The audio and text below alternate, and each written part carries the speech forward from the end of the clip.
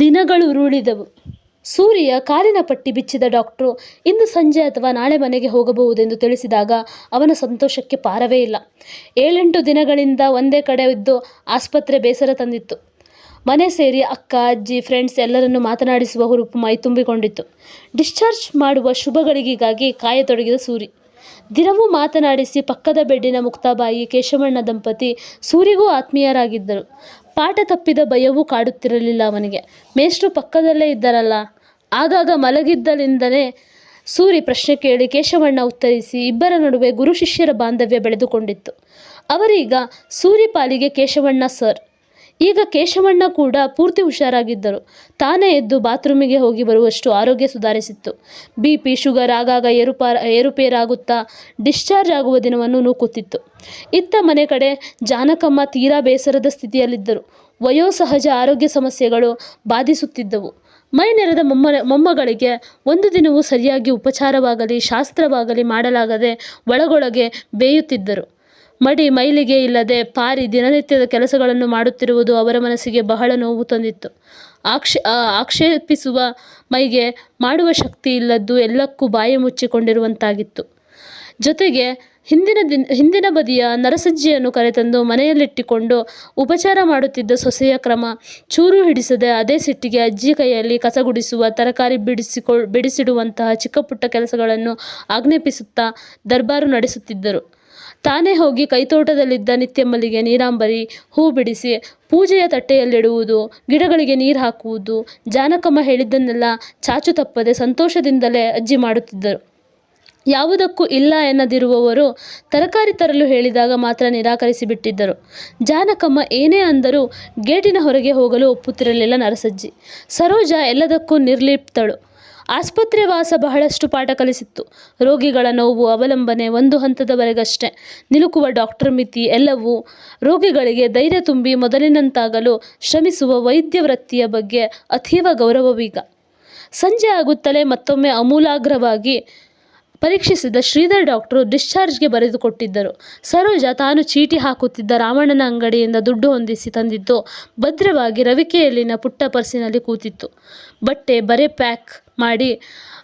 Pack ಮಾಡಿ ಸೂರಿಯನ್ನು ರೆಡಿಯಾಗಿ ಕೂರಿಸಿ ಕೇಶವಣ್ಣ ಮುಕ್ತಾಬಾಯಿಗೆ ದುಡ್ಡು ಕೊಟ್ಟು ತರ್ತೀನೆಂದು ಹೇಳಿ ನೆಲಮಹಡಿಯ ರಿಸೆಪ್ಷನ್ ಕೌಂಟರ್ಗೆ ಬಂದಳು. ಒಂದಷ್ಟು ಹೊತ್ತು ಕಾದ ನಂತರ ಕೌಂಟರ್ನಲ್ಲಿದ್ದವನು ಕೊಟ್ಟ ಬಿಲ್ಲುಗೋಡಿ ಗಾಬರಿಯಾದಳು.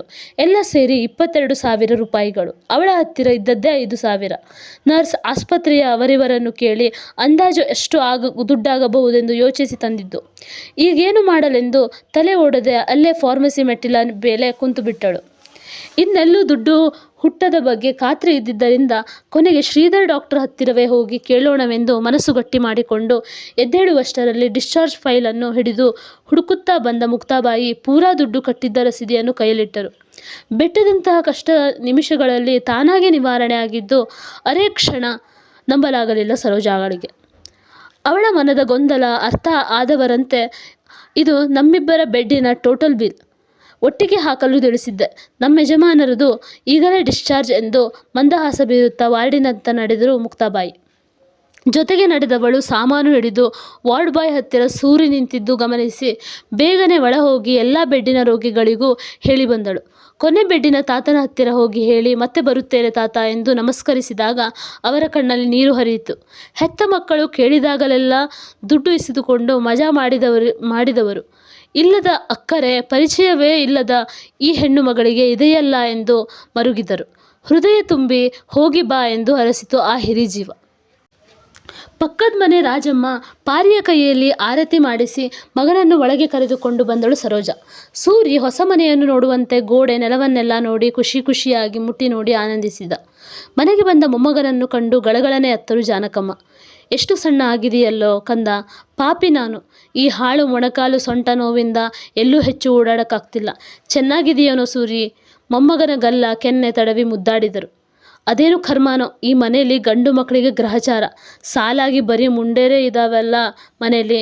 ಸದಾ ಅಪಶಕುನವೇ. ಮೊದಲೇ ಇಬ್ಬರಿದ್ವಿ, ಜೊತೆಗೀಗ ಇದೊಂದು ಮುದುಕಿ ಒಕ್ಕರಿಸ್ಕೊಂಡಿದೆ. ಇದರ ಮೈ ಮುರಿಯ, ಇದನ್ನು ಚಾಪೆ ಸುತ್ಕೊಂಡು ಹೋಗ. ಮರುಕದೊಂದಿಗೆ ಕಡಿಮೆಯಾಗದ ಕೋಪ ಇರುಸರಿಕೆ ನರಸಜ್ಜಿಯ ಕಡೆಗೆ ತಿರುಗಿತು. ಸರೋಜಾ ಅತ್ತೆಯ ಈ ಮಾತಿನ ಬಾಣಕ್ಕೆ ತತ್ತರಿಸಿ ಜಾಗ ಖಾಲಿ ಮಾಡಿದರೆ ರಾಜಮ್ಮ ಕೇಳಲಾಗದೆ, ಅಯ್ಯ ಅದೇನು ಹಂಗೆ ಮಾತಾಡೋದು? ಪಾಪ ಸರೋಜಕ್ಕ ಅಳ್ತಾ ಹೋದ್ಲು. ಆ ವಜ್ಜಿ ಪುಣ್ಯ ಏನೂ ಕೇಳಿಲ್ಲ ಅದಕ್ಕೆ. ಇಂಥದ್ದು ನಾನೆಲ್ಲೂ ಕೇಳಿಲ್ಲ ಬಿಡವ್ವ ಅಂದು. ಪಾರಿ, ಹುಷಾರು ಕಣವ್ವ, ನಿಮ್ಮ ಅಜ್ಜಿನ ಹುಷಾರಾಗಿ ನೋಡ್ಕೊ, ನಾನು ಹೊರಟೆ. ಪಾರಿಗೆ ಅವಳ ತಮ್ಮ ಸಂಪೂರ್ಣ ಹುಷಾರಾಗಿ ಬಂದಿದ್ದು ಸಮಾಧಾನವಾಗಿತ್ತು. ಸೂರಿಯೊಡನೆ ಮಾತನಾಡಲು ಬೇಕಾದಷ್ಟು ವಿಷಯಗಳಿದ್ದವು. ಎಲ್ಲರನ್ನೂ ಬಲವಂತವಾಗಿ ಊಟಕ್ಕೆ ಕೂರಿಸಿ ಅಮ್ಮ ಮಾಡಿಬಿಟ್ಟಿದ್ದ ಅಡುಗೆಯನ್ನು ಬಡಿಸಿದಳು. ಜಾನಕಮ್ಮ ನರಸಜ್ಜಿ ಜೊತೆ ಕೂರುವುದಿಲ್ಲವೆಂದು ಹಠ ಮಾಡಿದಾಗ ವಿಧಿಯಿಲ್ಲದೆ ಅವರಿಗೆ ಬೇರೆ ತಟ್ಟೆಯಲ್ಲಿ ಸಾರನ್ನ, ಚೂರು ಮಜ್ಜಿಗೆ ಅನ್ನ ಕಲಿಸಿಕೊಟ್ಟಳು. ದುಮಗುಡುತ್ತಲೇ ಊಟ ಮುಗಿಸಿದ ಅತ್ತೆಯನ್ನು ನೋಡಿ ನಿಟ್ಟುಸಿರು ಬಿಟ್ಟಳು ಸರೋಜ. ಪಾಪದ ನರಸಜ್ಜಿ ತನ್ನ ಅರಮನೆಯಂತಹ ಮನೆಗೆ 5 ನಿಮಿಷದಲ್ಲಿ ತಲುಪುವಷ್ಟು ಹತ್ತಿರ ಇದ್ದರೂ ಈಗ ಪರಕೀಯಳು. ಬಾಳಿನ ಕೊನೆಯವರೆಗೆ ಯಾರ ಹಂಗಿಗೂ ಬೀಳದಿರಲು ಅವರ ಯಜಮಾನರು ಪ್ರೀತಿಯಿಂದ ಕಟ್ಟಿಸಿಕೊಂಡ ಮನೆಯದು. ಇಂತಹ ಸ್ಥಿತಿ ಎಂದಾದರೂ ಬರುತ್ತದೆ ಎಂದು ಅಂದುಕೊಂಡಿದ್ದರೆ ಛೆ, ಎಂಥ ಅನ್ಯಾಯ! ನರಸಜ್ಜಿಯ ಕಿವಿ ಕೇಳದ್ದು ಒಂದು ರೀತಿಯಲ್ಲಿ ಒಳ್ಳೆಯದೇ ಆಯಿತು. ಇಲ್ಲದಿದ್ದರೆ ಮಕ್ಕಳು ಸೊಸೆಯರು ಅಂದ ಮಾತುಗಳಿಗೆ ನೇಣು ಹಾಕಿಕೊಂಡು ಸಾಯಬೇಕಿತ್ತು. ಮದುವೆಯಾಗಿ ಇಲ್ಲಿಗೆ ಬಂದ ಹೊಸದರಲ್ಲಿ ನನ್ನ ಅತ್ತೆ ಜಾನಕಮ್ಮ ಬೈದು ಹೊಡೆದಾಗಲೆಲ್ಲ ನರಸಜ್ಜಿಯೇ ಸಮಾಧಾನ ಮಾಡೋರು. ಸ್ವಭಾವತಃ ನಿಧಾನಸ್ಥೆ, ಹೆಚ್ಚು ಕಡಿಮೆ ಪೆದ್ದಿಯೇ ಆಗಿದ್ದವಳಿಗೆ ಎಷ್ಟು ತಾಳ್ಮೆ, ಪ್ರೀತಿಯಿಂದ ಕೆಲಸ ಹೇಳಿಕೊಡುತ್ತಿದ್ದರು. ಮಿತವ್ಯಯವಾಗಿ ಅಡುಗೆ ಮಾಡುವ ರೀತಿಯನ್ನು ಅವರಿಂದಲೇ ಕಲಿತಿದ್ದು ನಾನು. ಹೋದಾಗಲೆಲ್ಲ ಬಗೆ ಬಗೆಯ ತಿಂಡಿ ತಿನಿಸುಗಳನ್ನು ಬಲವಂತವಾಗಿ ತಿನ್ನಿಸುತ್ತಿದ್ದರು. ಅವರದ್ದು ದೊಡ್ಡ ಮನಸ್ಸು, ಕೊಡುವ ಕೈ ಧಾರಾಳವೇ. ಹಸು ಎಮ್ಮೆಗಳನ್ನು ಕಟ್ಟಿಕೊಂಡು ಅತ್ತಿಗೆ ನಾದಿನಿ ಅತ್ತೆಯರ ದೊಡ್ಡ ಸಂಸಾರ ನಿಭಾಯಿಸಿದ್ದರೂ ಒಂದು ಒಡಕು ಮಾತು ಆಡಿದ ನೆನಪಿಲ್ಲ. ನೆಂಟರು ಇಷ್ಟರು ಎಲ್ಲರನ್ನೂ ಸಮಾನವಾಗಿ ಕಂಡ ಹಿರಿಜೀವ ಈಗ ತನ್ನದೇ ಮನೆಗೆ ಹೋಗಲಾಗದೆ ಎಷ್ಟು ನೋವು ಅನುಭವಿಸುತ್ತಿರಬಹುದು. ಹೆತ್ತ ಮಕ್ಕಳಿಂದ ಹೊರದಬ್ಬಿಸಿಕೊಂಡು ಬೇರೆಯವರ ಮನೆಯಲ್ಲಿ ತುತ್ತು ಅನ್ನಕ್ಕಾಗಿ ಏನೆಂದರೂ ಅನಿಸಿಕೊಂಡು ಅನುಸರಿಸಿಕೊಂಡು ಹೋಗುವ ಮಾನಸಿಕ ಕ್ಷೋಭೆ ಯಾರಿಗೂ ಬೇಡಪ್ಪ. ಅದು ಈ ವಯಸ್ಸಿನಲ್ಲಿ. ತಾನೇನು ಶ್ರೀಮಂತೆ ಅಲ್ಲ, ತಾನು ತಿನ್ನುವುದರಲ್ಲೇ ಒಂದು ತುತ್ತು ಅವರಿಗೂ ಕೊಟ್ಟು ಕೊನೆಯವರೆಗೂ ನೋಡಿಕೊಳ್ಳುತ್ತೇನೆ. ಅತ್ತೆ ಎಷ್ಟು ಕೋಪ ಮಾಡಿಕೊಂಡರೂ ಅಷ್ಟೆ ಎಂದು ಬಲವಾಗಿ ನಿರ್ಧಾರ ಮಾಡಿಬಿಟ್ಟಳು ಸರೋಜ. ಗೋಮಾಯ ಮಾಡಿ ಜಾಗವೆಲ್ಲ ಶುಚಿಗೊಳಿಸಿ ನಂತರ ಆಸ್ಪತ್ರೆಗೆ ಸೇರಿದಾಗಿನಿಂದ ಏನೇನಾಯಿತು ಎಂದು ಕೇಳಲು ಒಳಕೋಣೆಗೆ ತಮ್ಮನನ್ನು ಕರ್ಕೊಂಡು ಹೋದಳು ಪಾರಿ. ನರಸಜ್ಜಿ ಬಾಗಿಲ ಬಳಿ ಕೂತಿದ್ದವರಿಗೆ ಏನೋ ಗಲಾಟೆ ಆಗುತ್ತಿದೆ ಅನ್ನಿಸಿ ತಮಗಾಗಿ ಪಾರಿ ಹಾಸಿದ್ದ ಚಾಪೆಯ ಮೇಲೆ ಮುದುರಿಕೊಂಡು ಗೋಡೆಯ ಕಡೆ ಮುಖ ಮಾಡಿ ಯಾವಾಗಲೂ ಮಲಗಿಬಿಟ್ಟಿದ್ದರು. ಆಸ್ಪತ್ರೆ ವಾಸದ ಅನುಭವವನ್ನು ಬಿಡಿಬಿಡಿಯಾಗಿ ಅಕ್ಕನಿಗೆ ಹೇಳಿ ಮುಗಿಸಿದ ಸೂರಿ ವಾರ್ಡಿನಲ್ಲಿ ಇದ್ದ 2 ರೋಗಿಗಳು ಸತ್ತ ವಿಷಯ ಹೇಳಿ ಭಯಗೊಂಡು ಪಾರಿಗೆ, ಅಕ್ಕ ನಾವು ಸಾಯಲೇಬೇಕಂತೆ ಕಣೆ. ಯಾರು ಹೇಳಿದ್ದು ನಿನಗೆ? ಅದಕ್ಕೆ ತುಂಬ ವರ್ಷಗಳು ಆಗಬೇಕು ಸೂರಿ, ಈಗಲ್ಲ. ಹ್ಞೂ, ಎಲ್ಲರೂ ಒಂದಲ್ಲ ಒಂದಿನ ಸಾಯಲೇಬೇಕಲ್ಲ, ದಾರ್ಶನಿಕಳಂತೆ ನುಡಿದಳು. ಅದೇ ನಮ್ಮ ಪಕ್ಕದ ಬೆಡ್ನಲ್ಲಿ ಇದ್ರಲ್ಲ ಕೇಶವಣ್ಣ ಸರ್, ಅವರು ಹೇಳಿದ್ದು. ತುಂಬ ವಿಷಯ ಹೇಳ್ತಾ ಇದ್ರು. ಇಲ್ಲಿ ಕೇಳು, ಒಂದು ವಿಷಯ ಹೇಳಬೇಕು ನಿಂಗೆ. ಮೊನ್ನೆ ರಾತ್ರಿ ಅಜ್ಜಿ ಕೋಪದಿಂದ ನರಸಜ್ಜಿಗೆ ತುಂಬ ಹೊಡೆದು ಬಿಟ್ರು. ಬಾಗಿಲಿಂದ ಆಚೆನೂ ಹಾಕ್ಬಿಟ್ಟಿದ್ರು.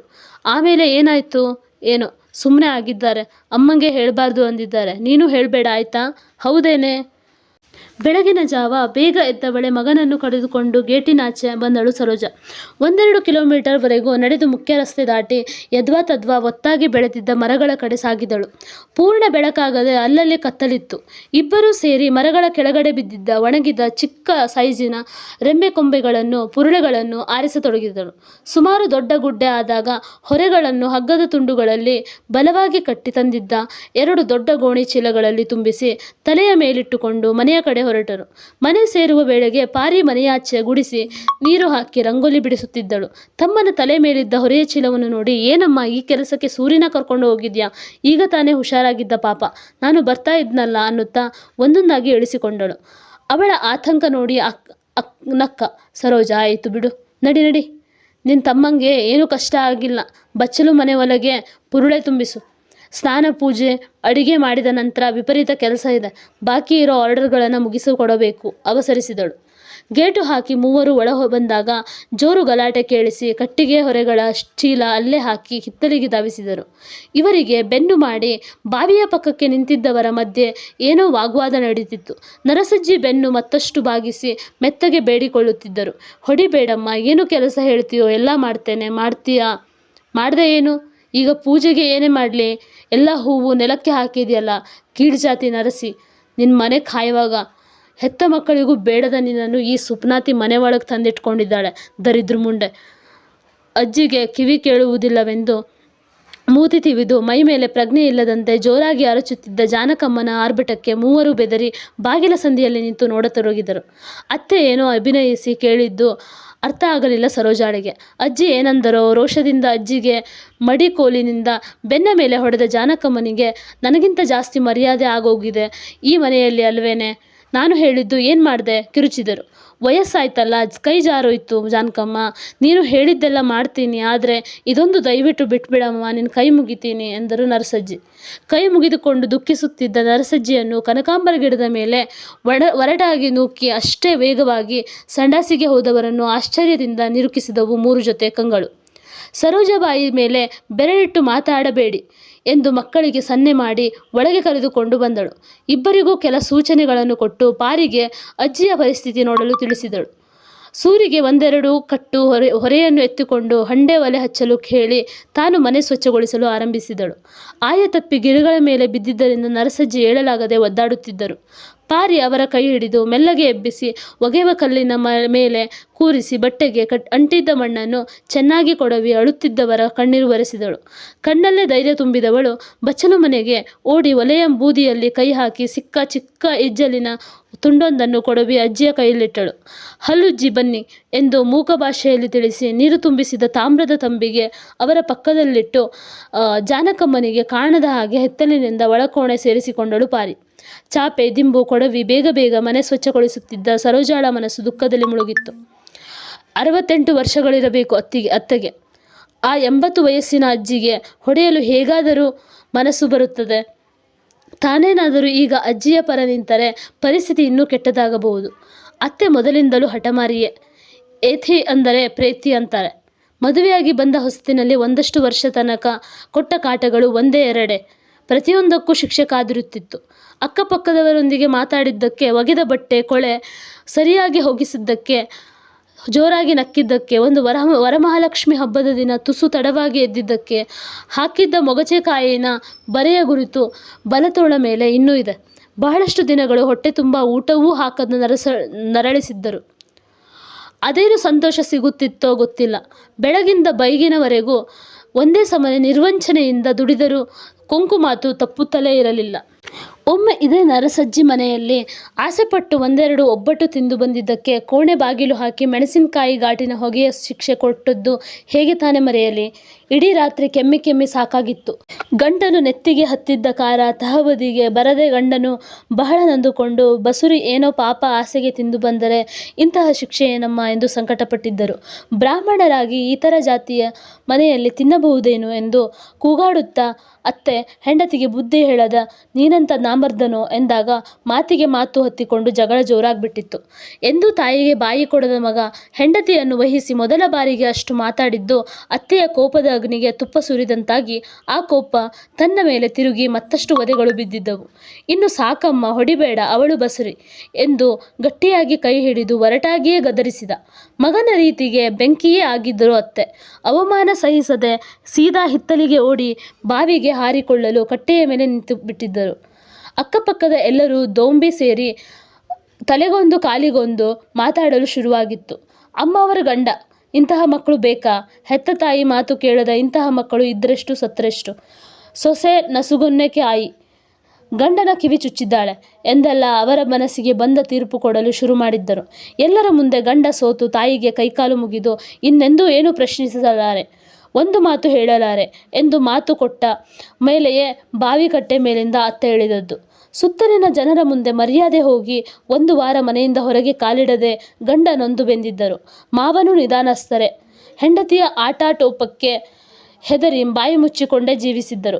ತಾನೇಕೆ ಇಷ್ಟು ಹಿಂಸೆ ಸಹಿಸುತ್ತೇನೆ, ಸರಿಯಾಗಿ ದಬಾಯಿಸಬಹುದಲ್ಲ ಎಂಬ ಯೋಚನೆ ಲಕ್ಷ ಸರ್ತಿ ಬಂದು ಹೋಗಿದೆ. ಆದರೆ ಅವರ ಮುಂದೆ ತಲೆ ಎತ್ತಲು ಸಾಧ್ಯವಾಗದೆ ಕುಸಿದು ಹೋಗುತ್ತೇನೆ. ಮೃದು ಭಾವನೆಗಳ ಮೇಲೆ ಆಗಿರುವ ಪ್ರಹಾರ ಯೋಚಿಸುವ, ಹೆದರಿಸುವ ಶಕ್ತಿಯನ್ನೇ ಕಸಿದುಕೊಂಡಿರಬೇಕು.